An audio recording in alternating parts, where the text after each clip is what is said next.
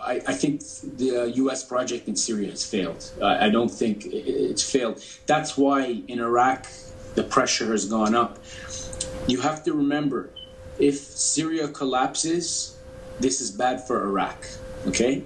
If Iraq collapses, this is bad for Syria. What is the ISIL doing in Syria, in Iraq right now? It's taking military hardware. It's taking the Iraqi army's arms, weapons.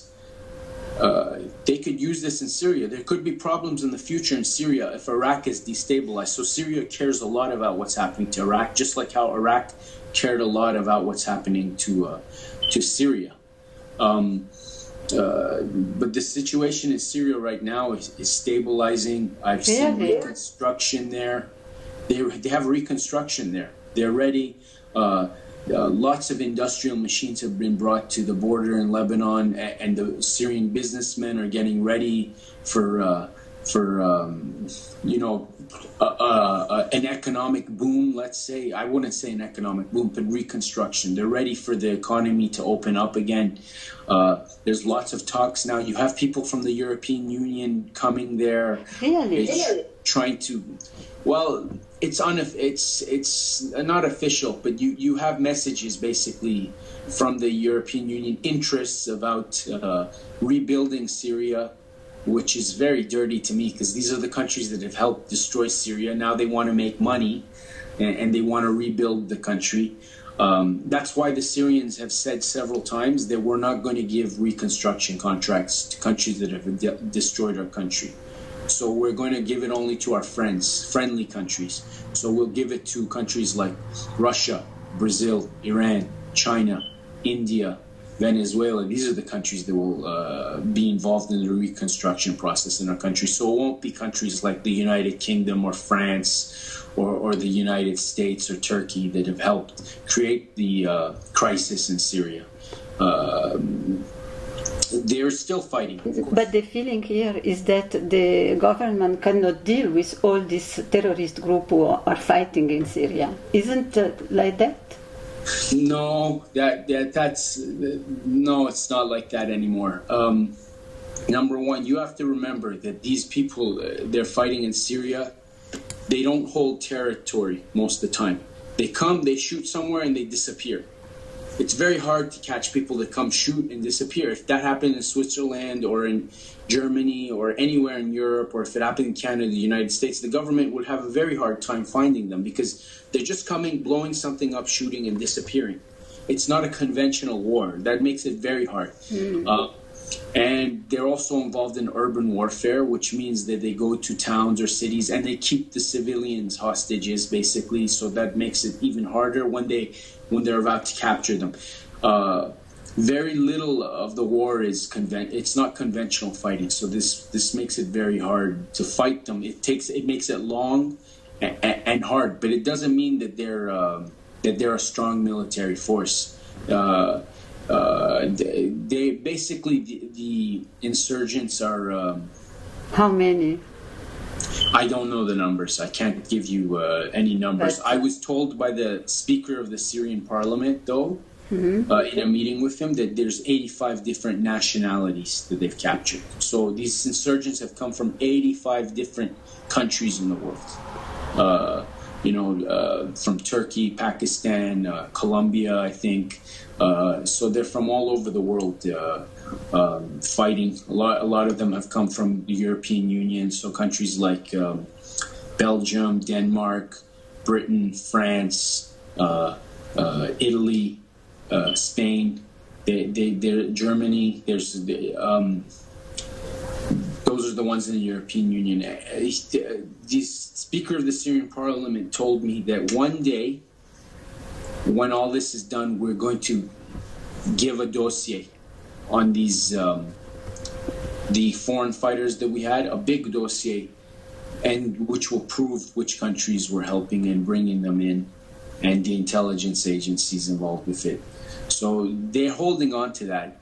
They don't really talk about it much, but he said that after this is all done, I think they want to use this in negotiating or in some sort of exchange, possibly. But again, to your question, no, I don't think that that these insurgents are a match for the government. But if they take over Iraq, then that'll change the equation, because they can start accessing heavy weapons, and that'll change the equation. One other thing we should remember is that the Syrians had allies. You know, they have allies that fully support them. So the Iranians support them. Hezbollah has supported them. Russia has supported them. You know, maybe through experts or through troops, small numbers of fighters. The government in Damascus, there's no doubt in my mind that it's not going to collapse. I don't think it'll collapse at all. I have no doubt about it. And after the election, the Syrian people have reconfirmed the legitimacy of the president and the government. And this is a big moral boost for them. And the Syrian people are strong, support the Syrian government now more than they ever did before in the history of that country. You know, when you bring people who cut people's throats or eat hearts or bomb churches and mosques or who kill Muslim priests and Christian priests or rape children and torture people, of course the population is going to support the government. So there was a lot of people who didn't like Bashar al-Assad. They didn't like the Ba'ath Party. Some were actually opposition, arrested before. They all support the government now because the government to them is Syria. This isn't a war on Bashar al-Assad or on the Syrian government. It's a war on all Syria. So all Syria right now is standing together in one house, and they're stronger more than ever before. And I think it's important for us to acknowledge that the Israelis, you know, just yesterday, I believe, they attacked Syria. The Israelis bombed several places in Syria. And I don't think that this is an accident. I think that you have problems in Iraq. They're trying to increase the problems in Syria at the same time. So this is one front. Mm-hmm. So, in your opinion, now they are reaching the end of the war? In Syria? Yes. I think that they'll be fighting for a few more years, okay? Oh. But it's going to be, like I said, people who come and shoot and disappear. So you'll see that type of fighting, but you're not going to see big areas like entire provinces and lots of major cities under the control of the insurgents. I think that phase is finished. That phase is finished. I know that the Syrians they were going easy on the insurgents before the election because they didn't want to create problems during the election, so they went easy. They knew where some of these fighters were even hiding, and they didn't touch them. And the reason is because they didn't want to stir the hornet's nest. They didn't want to increase the fighting for the election. So they wanted to make it as peaceful as possible for the election. And then after the election was done, they increased the fighting and they went after these groups where they knew where they were hiding and stuff. And they're going to do their best to clear out these fighters. But, you know, unconventional warfare is not the same as conventional warfare. Unconventional warfare, where people shoot, they go hide, they put bombs in a university, they disappear, is much harder to defeat than an army. You know, the army doesn't move. It has a structure. It has a command. It has a headquarters. It has it has territory. These guys don't have real territory. They just disappear into the night. They attack, disappear. You know, you could be driving on a highway. They just come on the highway. They shoot at the car. They disappear. So this problem will exist for a while in Syria, but it's not going to be one that can equate to regime change.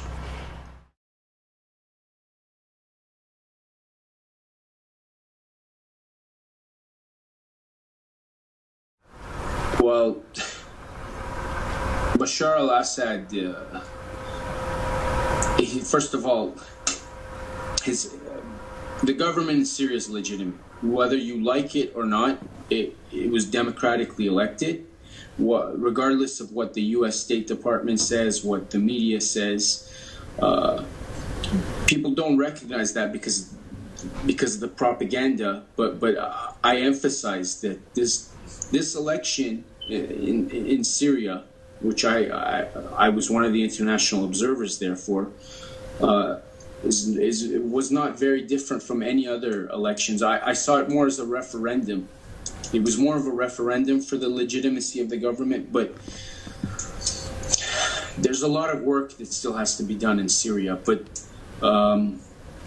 people in the West, people in the European Union, people in Canada, and the United States, we have to recognize that we don't live in real democracies either. I mean, real democracy is not just voting. It means that the all people are involved in decision making. That's real democracy. Voting is a mechanism, and we hide the fact that we don't live in real democracies. We hide this fact by calling it indirect democracy or representative democracy. You know, it means we have representatives who make decisions for us, but that's not real democracy. That's not us making decisions. It's theoretically they're making decisions for us. So we should recognize the fact that we don't live in real democracies before we start calling people like Bashar al-Assad a dictator. I think it's very important for us to fix our own homes first before we try to fix other countries. A lot of these solidarity movements, you know, they think the revolutions are happening outside of their countries. So they've given up hope about democracy or equity in their own countries. So they focus on the so-called third world instead of looking at their own backyards, their own homes. Our parliamentary systems are actually part of empire building. If you look at the parliamentary systems that we live in, they're all part of majority of Western countries. It's really tied to empire building. These are outdated systems, and it's very fair to call them parliamentary dictatorships. I mean, in Canada, we basically have a parliamentary dictatorship. One party votes, wins the seats. If it's a majority, it can do whatever it wants. Here in Canada, the Prime Minister of Canada was elected by a minority of the population. I don't see how that's democratic. It's because of the way the borders were made in Canada for voting. It's allowed a minority to govern the country with a majority government that's acted like a parliamentary dictatorship. So people can call Bashar al-Assad a dictator all they want, but they should, if they really believe that, they should fix the dictatorships they live in first before they try to fix something, another country. I think the Syrian people should be the agents. The Syrian people are the ones who make decisions for their own country.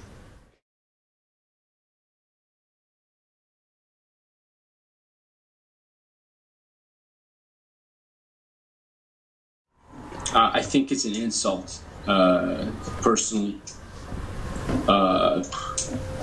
I personally think that to call the Syrian military a criminal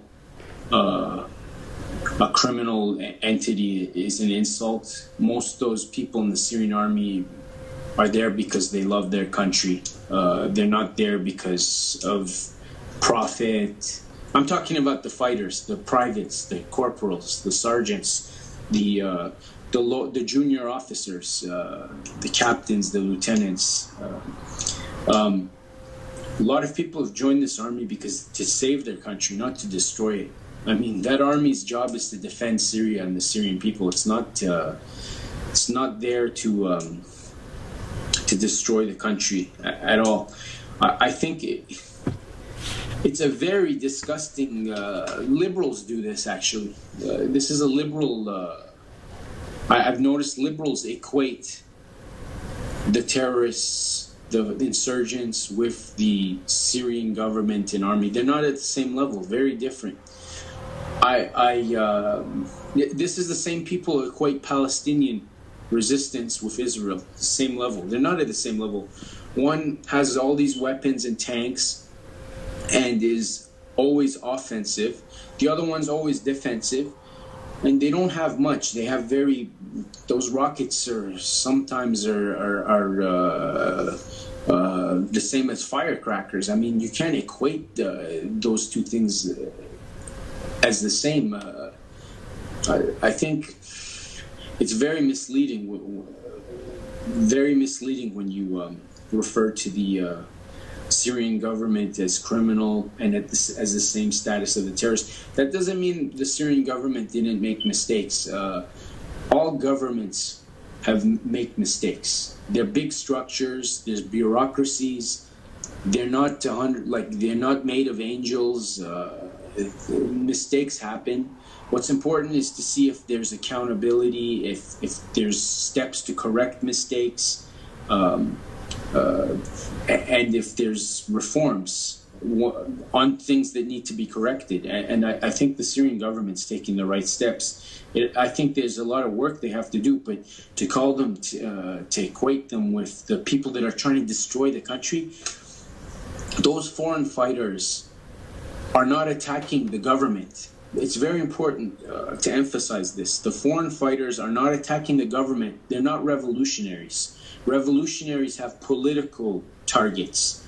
They go after government or political targets. These people that are attacking Syria from the outside, they kill civilians. They kill people that just because they support the government. They attack universities, hospitals. Revolutionaries never attack hospitals or universities. They attack political targets. These aren't revolutionaries. They're bandits. They're terrorists, and they're there to destroy the country. They've been stealing so many things from Syria and selling it in Turkey. Historical artifacts, industrial goods, oil. They've been kidnapping people and ransoming them for money. Some of them have been paid by. A lot of them have been getting salaries to do this. You have to remember, some of them have gone to Syria because they're desperate. Some were brainwashed to go, but a lot of them have been desperate, and they're getting paid $100 a day, American dollars, or more, and that's a lot of money.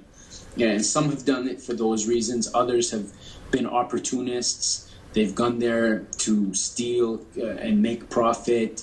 So these people, a lot of them, wherever they go, they've been looting homes, taking cars. Most of them have not been revolutionaries. The majority of them have not been revolutionaries. There's been misguided people, and this is where we have to. Again, I have to talk about agency and structure. This is very important. If you look at it structurally, like this is a total controlled by the United States, you forget the fact that there are some people who, for the wrong reasons, they were misguided, they joined, to fight. And later some of them are regretted, and they said it was a mistake. I thought that I was doing something good. So you have to remember that in Syria and Iraq, some people, for some reasons, they get brainwashed and they do join these things. But you shouldn't forget that there also is government supporting them, pushing them, encouraging them, and at the end of the day, controlling them in one way or another.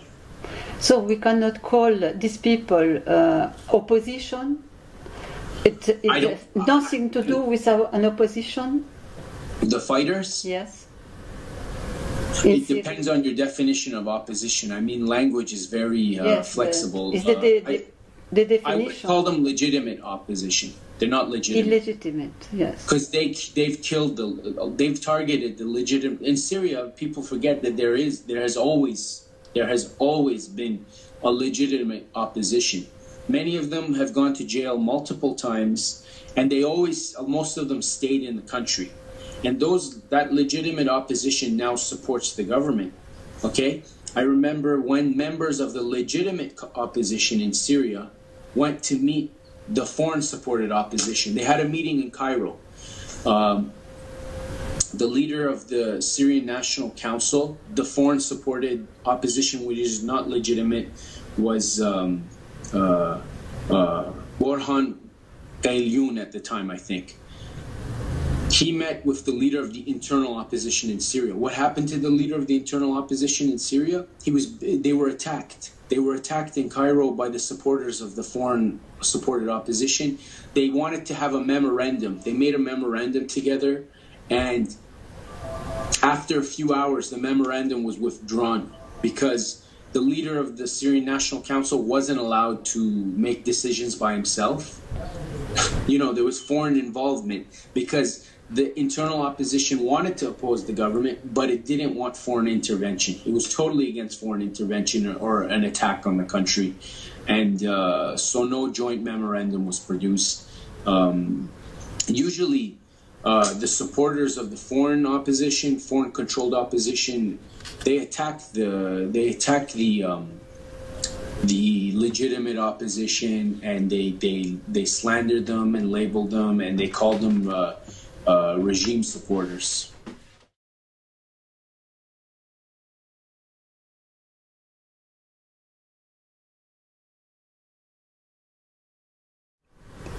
I think this man's out of reality. The Turks said the same thing. They said that, I remember the Turks were saying that Bashar al-Assad controls, the Syrians and the Iranians control this group. Oui. If the Iranians and Syrians control this group, why is it attacking the government they like in Baghdad? So the Iranians want Maliki to fall? I mean, that doesn't make any sense. These people are blaming the victims. They're blaming, these people are the criminals themselves. The foreign minister of France is one of the criminals himself. He's blaming the victims. He's one of the perpetrators. His country is one of the aggressors here. They want to blame the victims for this. The United States is doing the same thing. It's pretending it wants to help Iraq. It wants to work with the Iranians to help Iraq, when it's really the one that is happy to see the ISIL attacking Baghdad. I mean, this is very Orwellian. It's not in the interest of. It's not in the direct interest of Syria for this group to go into Iraq at all, because Syria needs a stable Iraq. It needs a stable border because foreign fighters come in from Iraq. It does not want to see these foreign fighters take over the Iraqi army's assets. Since we're talking about this, I want to say something very important. It's been said and reported that in Iraq, the military surrendered in places like Mosul or left because they were afraid. It's been reported. But it's also been reported that some of the commanders there were actually tricked by the United States into telling their soldiers to surrender or leave, and to leave the weapons there. So that's also been reported, and I'd like to mention that, because either the Iraqi army is very weak, which could be very true because the United States doesn't want a strong Iraq. And the first thing the U.S. actually did in Iraq was it dismantled the army when it took over, the U.S. and Britain. When they invaded in 2003 and they occupied, the first thing they did is they dismantled the Iraqi military. And the reason for this is because the Iraqi military was the backbone of the country. It was a very important institution, and they dismantled it. And till this day, they've always wanted to see it weak. So maybe they did leave because they're weak. But we have to keep in mind those reports that say that the Americans influenced or maybe even tricked Iraqi military officers or generals into making their soldiers leave those cities. Very interesting, Mahdi. So I have to thank you very much for this interview. Okay. Thank you. Bye-bye. Okay. Bye.